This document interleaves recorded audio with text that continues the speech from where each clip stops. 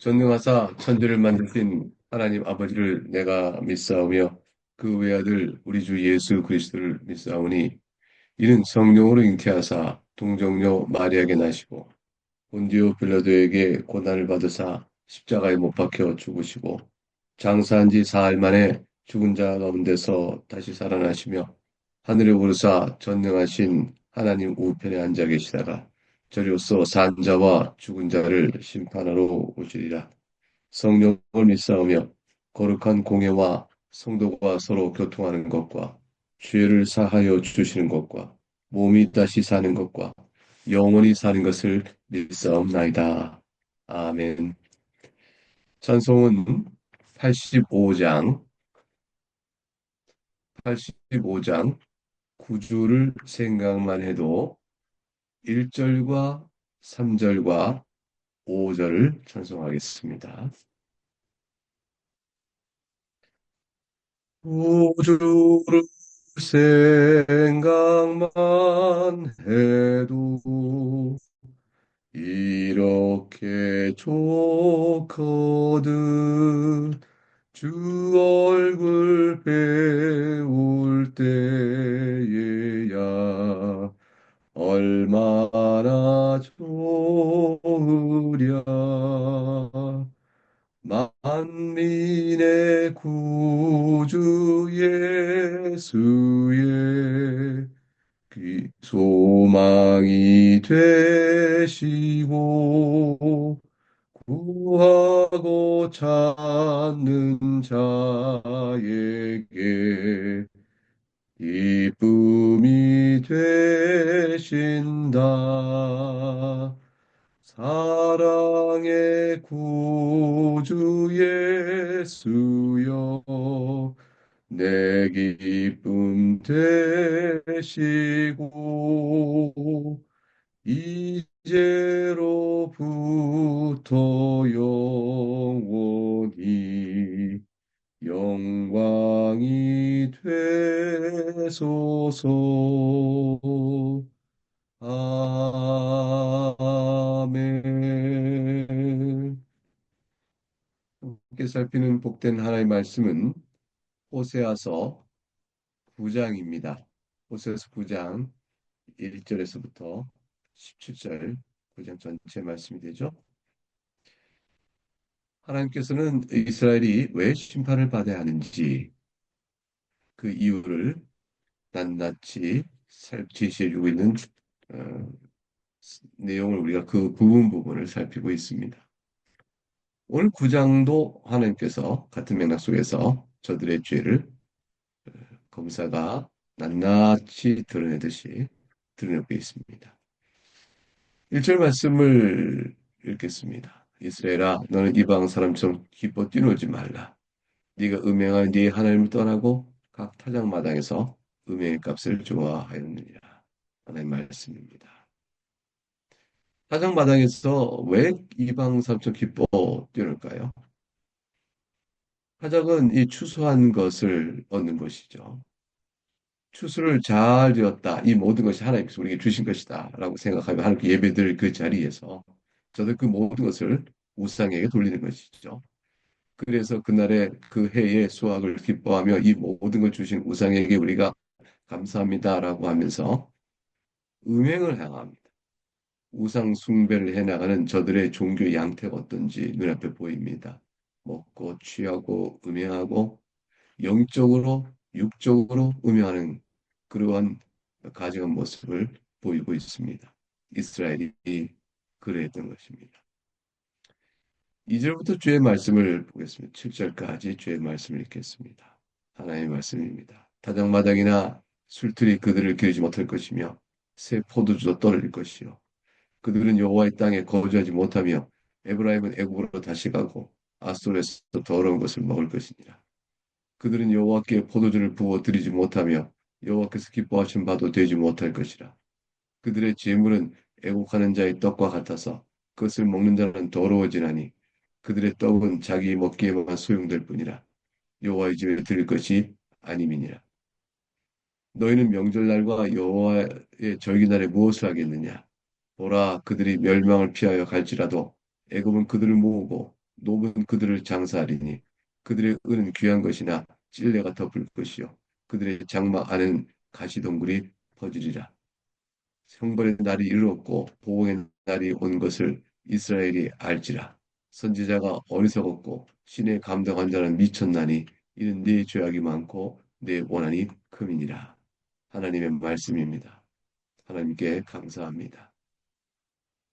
추수 때에 그 모든 것을 우상에 돌리며 기뻐 축제하고 영육간의 음행 가운데 있었던 그 이스라엘, 그를 향하여 하나님께서 말씀하시죠. 너희가 타작마당에 술틀에서 기쁨을 누리는가? 그러나 그 풍요를 결코 너희가 누리지 못하게 될 것이라. 새 포도주도 떨어질 것이요. 그 모든 것들이 너에게 없어질 것이라. 하나님께서 이러한 심판을 내리시는 것은 3절 그들이 여호와의 땅에 거주하지 못하게 될 것이기 때문에 그렇습니다. 하나님께서 거룩한 약속의 땅에서 뿌리채 뽑아버리면 저희는 땅 없는 주민 거민들이 됩니다. 땅이 없으면 유리하게 되는 것이고 이렇게 되면 이방 나라에서 멸시당하고 조롱당하게 될 것입니다. 다시 애굽의 때로 돌아가는 것이죠. 에브라임은 애굽으로 다시 가고 아수르에서 더러운 것을 먹게 될 것이니 아수르의 포로가 되어 그곳에 거하며 애굽에 종되었던 것과 다를 바 없는 생활을 이어가게 될 것이라.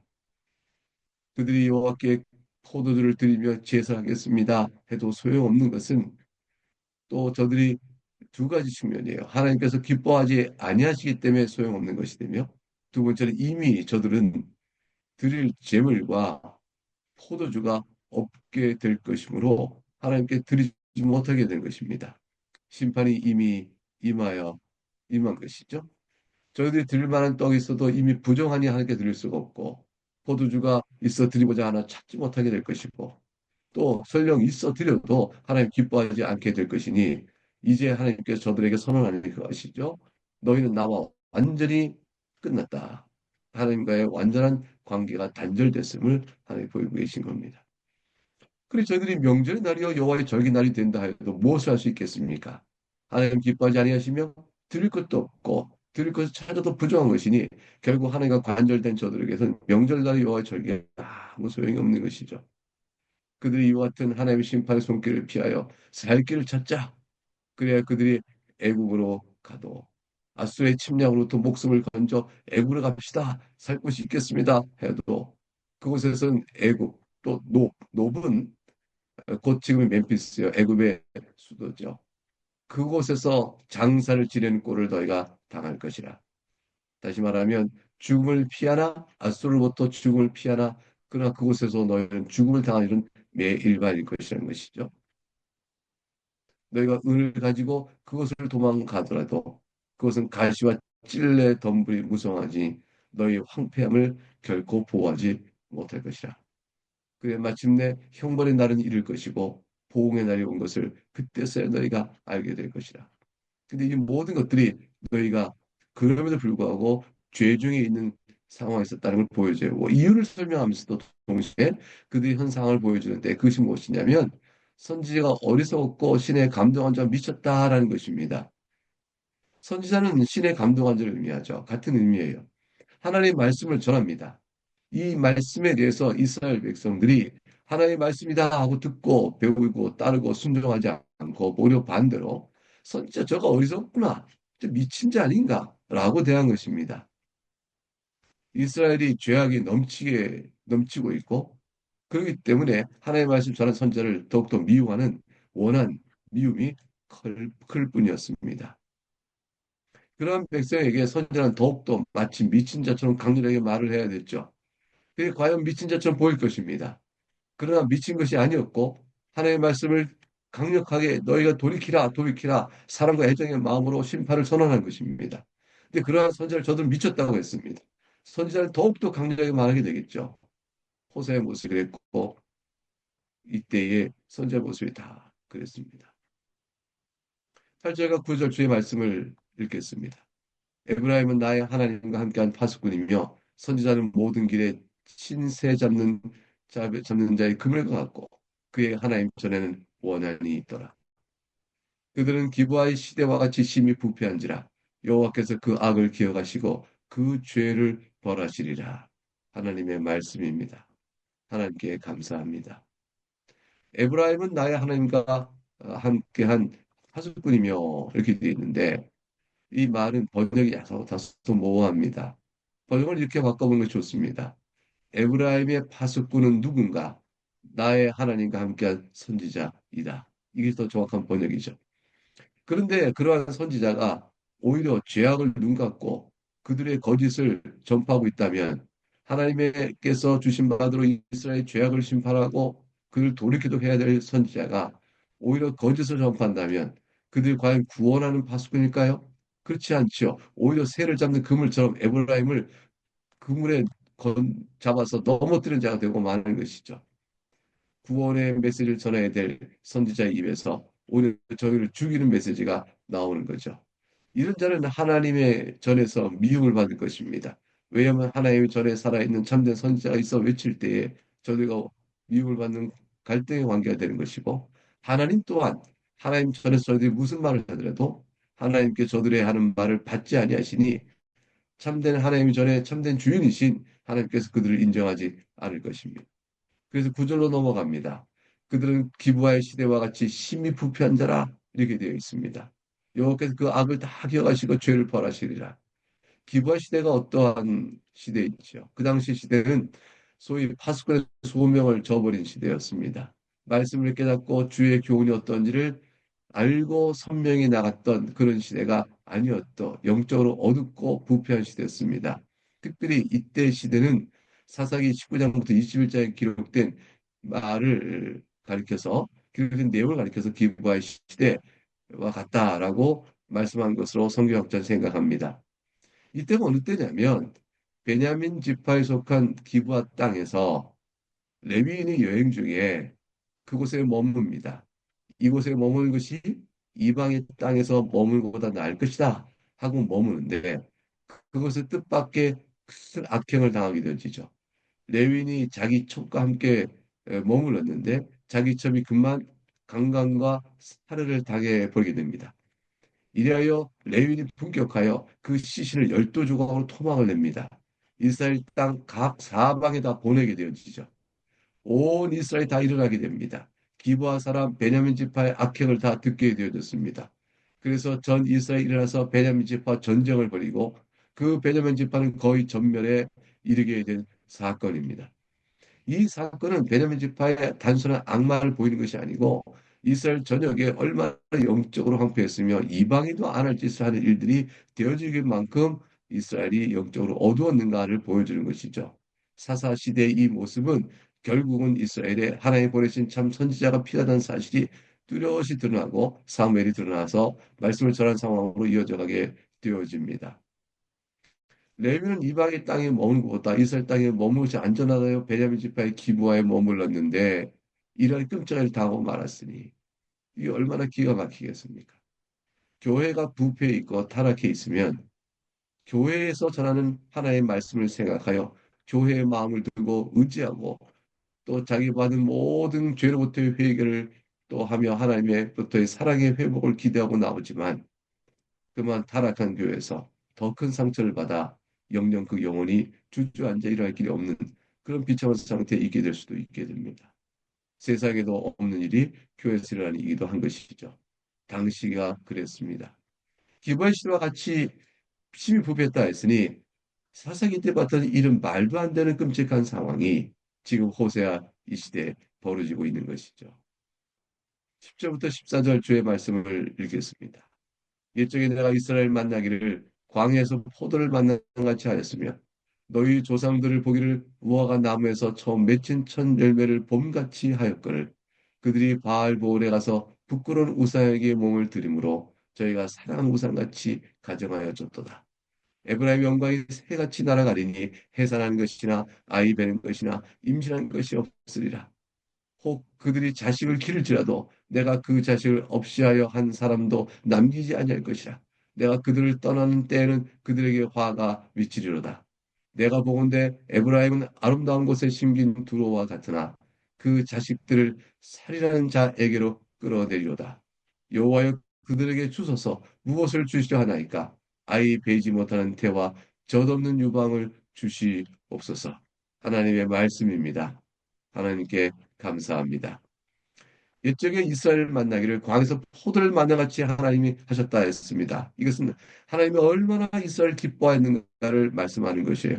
너희 조상들 보기를 무화과 나무 손 맺힌 첫 열매를 본 것 같이 하였으니 하나님이 무화과 맺힌 첫 열매를 만날 때 그 기쁨처럼 내가 너희를 기뻐했다는 것이죠.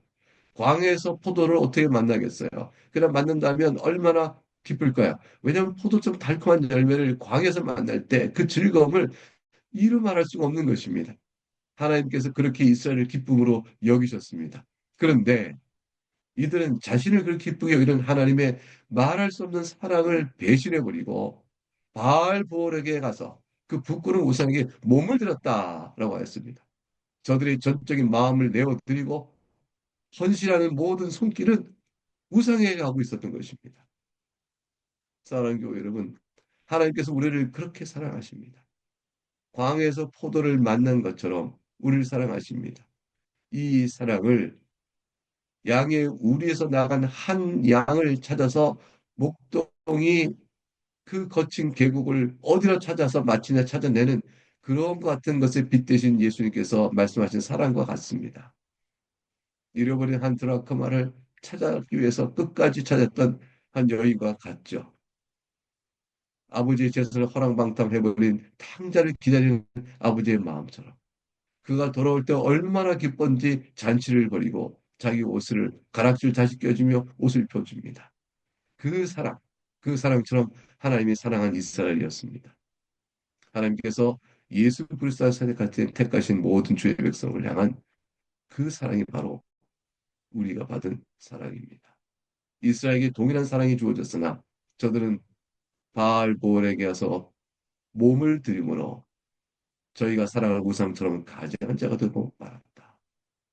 그러니 에브라임에 무슨 영광이 있겠어요? 새같이 날아가리니 해산하는 것이나 아이의 것이나 임신한 것이 없으리라. 자식을 곧 길러내도 그 자식이 없어질 것이라. 결국 하나님께서 에브라임의 영광을 다 끊어버리십니다. 에브라임의 영광은 하나님과 함께함으로 누리는 영광인데 하나님을 떠난 백성이 이방 땅에 가게 되면 그 영광이 유지될까요? 하나님께 그 후손을 다 끊어버리는 것으로 저들의 영광이 없을 것임을 멸절케 될 것이죠. 결국 그 지파가 의미 없이 흩어지게 될 것입니다. 임신, 해산, 양육 모든 후손의 번식을 끊을 것이라 하신 것이 바로 그것입니다. 내가 보건대 에브라임은 다른 곳에 두른 아름다운 생긴 두로와 같으나 그 자식을 살인자에서 끌어내려다. 저들에게 아이 베지 못한 태와 젖없는 유방을 주시옵소서. 그러므로 에브라임의 영광이 사라질 멸절될 것 그것을 말씀하고 있습니다. 이제 오늘 본문의 마지막 부분 15절부터 17절 주의 말씀을 보겠습니다. 그들의 모든 악이 길갈에 있으므로 내가 거기에서 그들을 미워하였노라. 그들의 행위가 악함으로 내 집에서 그들을 쫓아내고 다시는 사랑하지 아니하리라. 그들의 지도자들은 다 반역한 자니라. 에브라임은 매를 맞아 그 뿌리가 말라 열매를 맺지 못하나니 비록 아이를 낳을지라도 내가 그 사랑하는 태의 열매를 죽이리라. 그들이 듣지 아니하므로 내 하나님이 그들을 버리시니 그들이 여러 나라 가운데 떠도는 자가 되리라. 하나님의 말씀입니다. 하나님께 감사합니다. 그들의 모든 악이 길갈에 있다. 15절 말씀하셨죠. 길갈은 북왕국 이스라엘의 우상 숭배가 가장 번성한 거점과 같은 곳입니다. 온갖 악이 다 행해지고 있는 곳입니다. 하나님이 당연히 미워하시고 가증히 여기시죠. 본래 길갈은 이스라엘이 맨 처음에 요단강을 건넜을 때 가나안 땅에 발을 디딘 것을 기념으로 돌기둥을 세운 곳입니다. 그러니 그것은 영광스러운 곳이었습니다. 가나안 정복 초기에 여호와를 그곳에 가서 섬겼죠. 매년마다 가나안 땅 정복의 은혜를 감사하는 곳이기도 했습니다. 하나님 은혜의 기억의 장소요. 하나님 은혜를 입었다는 분명한 사실이요. 따라서 자신들이 얼마나 하나님의 사랑을 입었는가를 기억해야 될 장소인데 그것을 가장 극심한 우상 숭배 장소로 변질시켜버린 것입니다. 에브라임은 매를 맞을 것이죠. 뿌리가 마를 것입니다. 열매를 맺지 못할 것입니다. 하나님이 그들을 끌어내기로 작정하셨습니다. 왜냐하면 17절 내 하나님이 그들을 버리시기 때문이죠. 왜 버리실까요? 그들이 하나님의 말씀을 듣지 아니한 것입니다. 결국 저들을 뿌리째 뽑아 흩어져 이방인의 노예요 종살이요 그것은 이방 땅에서 나그네 인생을 살게 하십니다. 여러 나라 가운데 떠도는 자가 될 것이라. 하나님의 심판은 궁극적으로 버리시는 것입니다. 하나님 택하여 부르시는 언약 백성, 그 가운데서 기쁨을 누리며 하나님의 사랑으로 살아야 될 자들이 하나님의 말씀을 떠나 나태와 게으름과 배반과 배신 속에서 들어있으므로 오히려 세상 속에서 기쁨과 즐거움이 있고 그것에 위로가 있다 하여 그 세상을 헌신하고 마음을 내어주며 몸을 내어주니 하나님의 심판이 있는 거죠. 하나님을 떠나버린 것입니다. 하나님께서 버리십니다. 버림당한 제 비극이 어떠할지를 오늘 본문은 생생히 보여줍니다. 그리스도 예수 안에 있는 자는 하나님 어떤 은혜 가운데 부르십니까? 결코 최종적으로 완전히 버리지는 아니하십니다. 오늘 본문의 말씀을 듣고 하나님의 선택을 받은 주의 백성이와 남은 자들은 결국 돌아옵니다. 최종적으로 완전히 버림을 당하는 일을 겪지 않기 때문이죠. 어떻게든 성령 하나님께서 마침내 회개하고 하나님께 돌아오도록 불러내십니다. 그 은혜를 우리가 누리고 있는 것이죠. 그래서 우리는 지금 주 앞에 서 있습니다. 사랑하는 교회 여러분, 만일 우리가 이스라엘 백성이 지금 보이는 것처럼 그 악행을 행하는 일이 있었다고 하십시다. 그런 일이 없기를 바랍니다. 하나님께서 그러나 그런 일이 혹 있다 할지라도 하나님께서 나를 버리신 거다. 오늘 본문의 말씀을 내가 하나님 앞에 서지 못하고 돌이키지 못한 걸 말해주고 있는 거다. 오, 나는 영원한 정죄 안에 있다. 나는 하나님의 나를 버리셨어라는 두려움을 갖지 마시고요. 오히려 우리 마음을 살펴서 하나님께 마음을 찢고 나오면 되는 것입니다. 주께서 오늘 주신 모든 경고의 말씀은 사랑하는 광야에서 만난 포도와 같은 기쁨을 줬던 그들에게 돌아오라, 돌아오라는 말씀이시죠. 하나님께 나오면 삽니다. 믿음을 돌려가지고 회개하고 나오며 하나님의 긍휼을 믿고 구하면 사는 것입니다. 그것이 하나님께 속한 모든 자들에게 주시는 책망과 경고의 메시지입니다. 이 메시지에 불구하고 끝내 돌이키지 않으면 그 메시지의 말씀대로 영원한 심판에 있는 것이고 돌아오면 사는 것이죠. 에스겔서 18장 31절과 32절 말씀을 읽겠습니다. 너희는 너희가 범한 모든 죄악을 버리고 마음과 영을 새롭게 할지어다. 이스라엘 족속아 너희가 어찌하여 죽고자 하느냐? 주 여호와의 말씀이니라. 죽을 자가 죽는 것도 내가 기뻐하지 않으니 너희는 스스로 돌이키고 살지니라.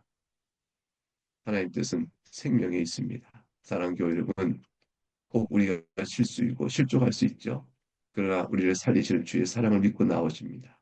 오늘 이렇게 주 앞에 서 있는 것은 우리가 은혜 가운데 있음을 말합니다. 하나님의 사랑이 우리 가운데 있구나. 하나님, 제가 하나님께 제 마음을 드리고 헌신합니다. 감사하는 우리 모두가 되며 오늘 하루도 그 사랑 가운데 찬성의 마음으로 살아갈 수 있기를 주의 이름으로 축복합니다. 이제 기도하겠습니다. 하나님 아버지 감사합니다.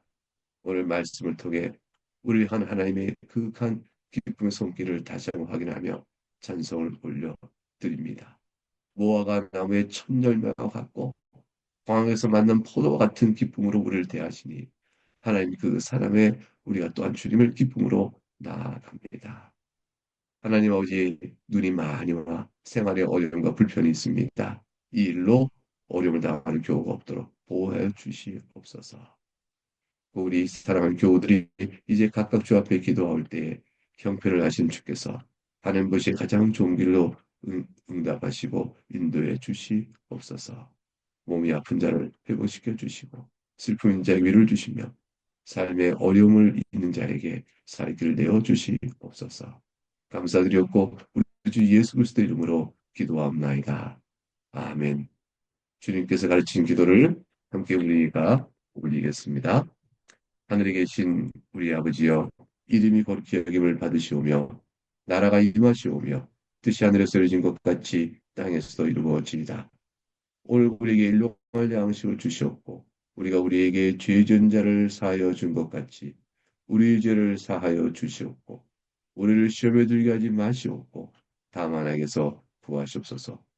나라와 권세와 영광이 아버지께 영원히 있사옵나이다. 아멘.